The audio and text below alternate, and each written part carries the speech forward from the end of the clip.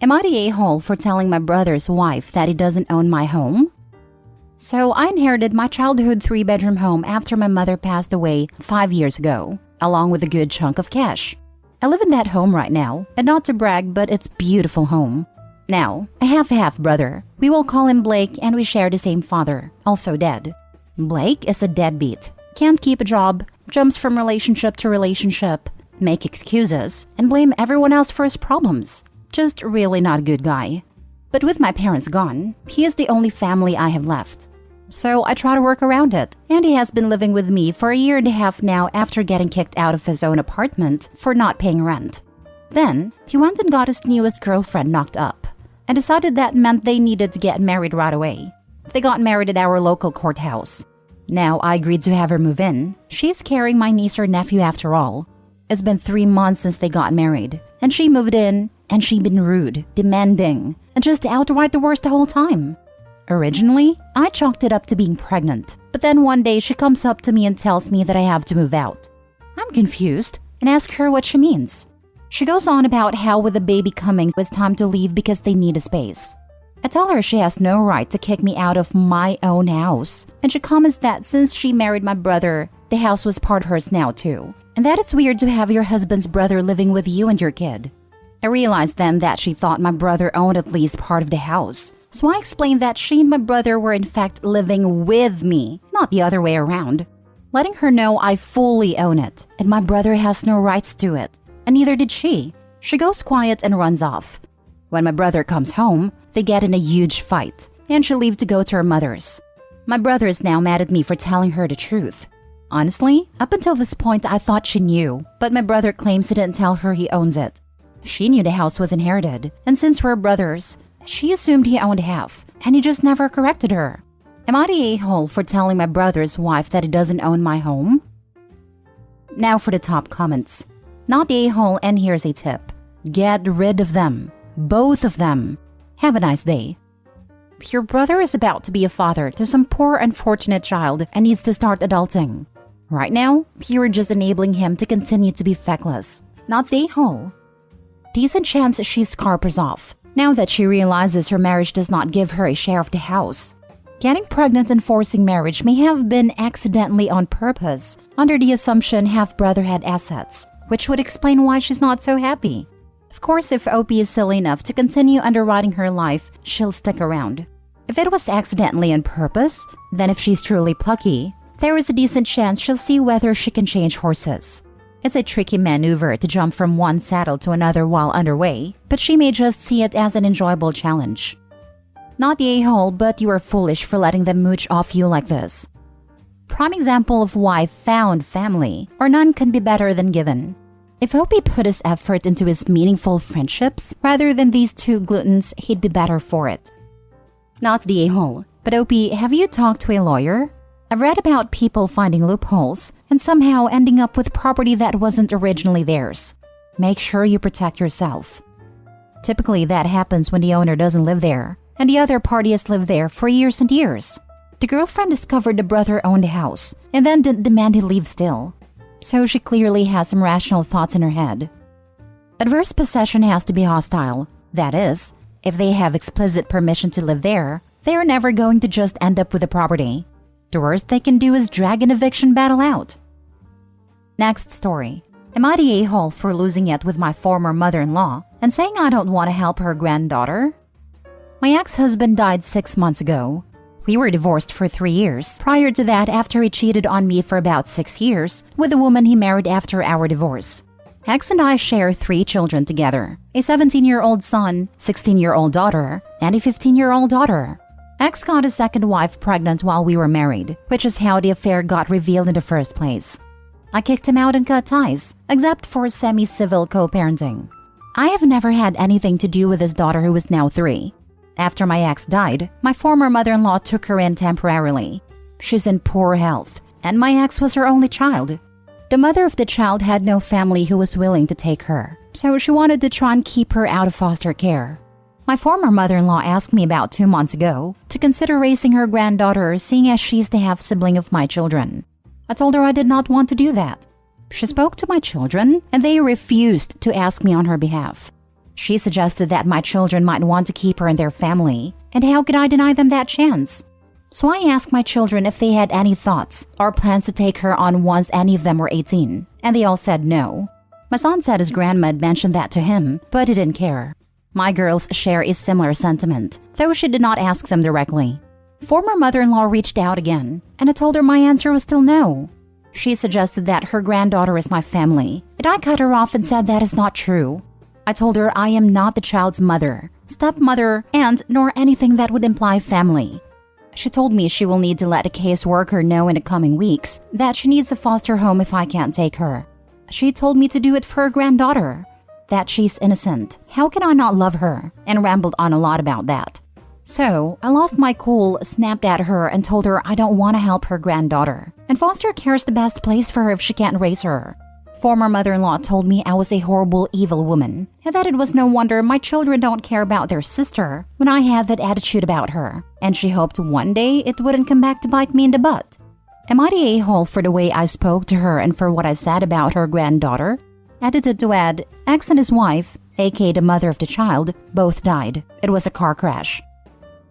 Not the a-hole. Yes, the child is a half-sibling to your children, but that does not create an obligation on your part. Some people are able to take on roles like your mother-in-law is suggesting, and some people can't/won't. There is nothing wrong with that. Your ex-mother-in-law needs to back off. This was her choice. Now she can deal with it. And how great of a life would that child even have? Being raised by the person who was cheated on, and her being a constant reminder of the infidelity. Seems kinder to give her a clean slate with a new family that can love her without baggage. To clarify, the clean slate would be the foster family not seeing the daughter as the product of an affair. Unfortunately, I don't think there are many outcomes where she doesn't go through trauma. I've heard my share of stories from adults who were the love child, and it's really heartbreaking to hear how the immediate and extended family couldn't unsee the betrayal, and the child suffered. I had one woman tell me she felt guilty for being alive. Apparently, she's choosing the path where she loses all of her grandchildren too. Raising a 3-year-old when your youngest is 15, even if it was a good friend's kid, it's a lot to ask, and depending who, too much to ask. I would definitely cut contact if she's trying to guilt the children because of this. Not the a-hole. Not the a-hole. It is insane for the ex-mother-in-law to try to rope you into this. He went above and beyond even talking to her kids about this. That child has been dealt a terrible hand, and I hope she isn't failed by the foster system.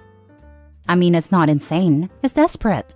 I can understand 100% why she's trying to do it, but also why it's never going to happen. Everyone has been dealt a crappy hand here, and it's obviously gotten to an inevitable and pleasant conclusion. She's lashed out, which she obviously shouldn't, but the whole thing is just sad. No a-holes here. Just a terrible situation that pushed people too far. No a-holes here. You are completely within your rights to say no, and I don't blame you. At the same time, I cannot fault a grieving mother for fighting tooth and nail to try to protect her grandchild from being mistreated in the foster care system. This is an awful situation all around. Next story. Am I the a-hole for liquidating my daughter's college fund to keep our dream house? I, 50 female, lost my husband 4 years ago. I also have a 16-year-old daughter. My late husband left me everything and told me to trust his lawyer. My husband had worked for 20 years as a doctor and did some minor investing, so I inherited over 7 figures. A year later, I decided to list our home of 12 years and received an offer too good to refuse. With the inheritance, as well as the influx of cash from selling the house, I decided to move my daughter and I to Malibu because we always dreamed of a home next to the beach. But my husband was exceptionally tight-fisted and called homes their money pits. We found a beautiful home by the sea. I never personally handled anything regarding buying a home before, so I did not anticipate all the extra costs beyond the sticker price. But my daughter was so excited, so I decided to go for it. My late husband's lawyer was furious at my decision, so I decided to stop taking his calls, and I ended up signing with a money manager who said that we'd be passively earning 90% of what surgeons earn per year. But the money manager ended up tanking a lot of our investments. I took the dwindling money out and made my own investments, which made it worse. And long story short, because all of that, I only have around $35,000 available to me now. Not to mention our debts. With the amount available to me, I'm looking at only being able to pay 1 month of a mortgage/upkeep. and then I'm basically out of luck until my business gets clients. However, the place where we do have a significant amount of money is the fund my husband started for our daughter. With the money there, I could prevent our credit cards from being shut down and not have to worry about the mortgage for many more months. So I ended up liquidating my daughter's college fund. I told her about it today, and she was furious and said she cannot believe all her dad's work is gone. She also said she won't be supporting me for my retirement. Am I the a-hole for trying to fix my mistakes and trying to keep our house? Now for the top comments. You're the a-hole. You decided not to listen to the lawyer. You decided to move on to an extremely expensive place. And you decided to trust someone's shady advice. Now you're taking away your daughter's chances of being able to go to college loan-free? That money's not yours. You should be ashamed of yourself. He has it right. Malibu's a money pit for empty Airbnbs. One grocery store on the highway with outrageous prices. And almost no food except for tourist traps. Opie essentially gambled her 7-figure life savings, ruined her daughter's future, and now asks if she's an a-hole. Literally couldn't make some of the stuff up that I read on the sub. Yes, Opie, you're a selfish a-hole. You're the a-hole. You made an extremely poor financial decision and disregarded those around you who were offering you more sound financial advice. Having a home near the beach doesn't mean you need to move to Malibu, but I digress. You are absolutely the a-hole here. You robbed your daughter of a chance to start her life off comfortably and took money that was never intended for you. Sell this godforsaken money pit of a home, get somewhere you can actually afford, and take a class in personal finance management. Also, grow up? Opie literally ghosted the attorney because they weren't telling her what she wanted to hear. I have a few lawyers in my social circle, and this is extremely common. From the sounds of it, emphasis on the extremely. This is what we want to do. That's illegal. You'll almost definitely be caught. It's a waste of your time and money. Well, I want to do it. I advise the exact opposite. Here's a list of reasons this is a terrible idea. God, this is why people hate lawyers. You don't get it. As a conversation I think I've heard complained about dozens of times at least. Lol. Why would someone hire a lawyer for legal advice and then completely fly in the face of it? Hell if I know. I'm a lawyer. Can confirm. People ask lawyers whether they can or should do something and then become furious when we tell them no. You don't hear from them again until the thing they did anyway blows up in their face, at which point they are still furious. But this time it's because you didn't stop them. Just like on aita, people are more interested in validation than the truth. And this is one of many reasons why I am no longer in legal practice. Last story. Am I the a-hole for ruining a wedding, although I told the bride I shouldn't sit next to my ex?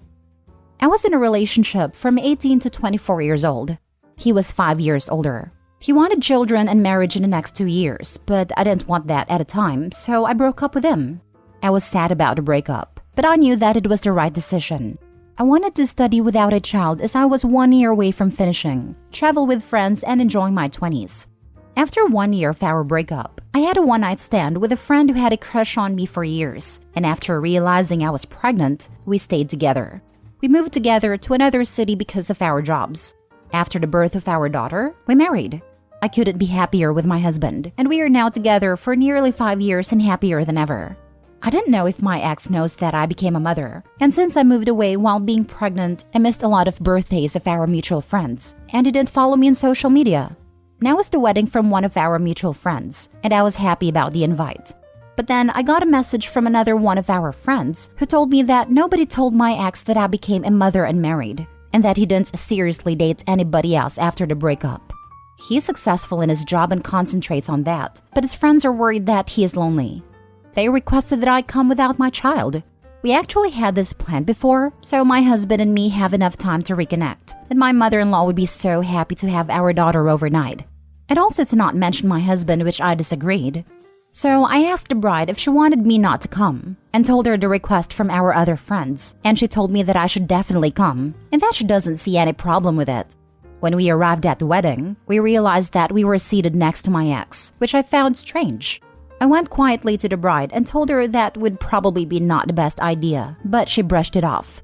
My ex barely talked to me but drank a lot. My husband chatted with another person from our table and mentioned our daughter after 2 hours sitting at the table. That's when my ex lost it. He made a big scene and accused me of lying to him about not wanting children. It was so embarrassing. And ultimately, my husband and I left while my ex got carried away by other guests.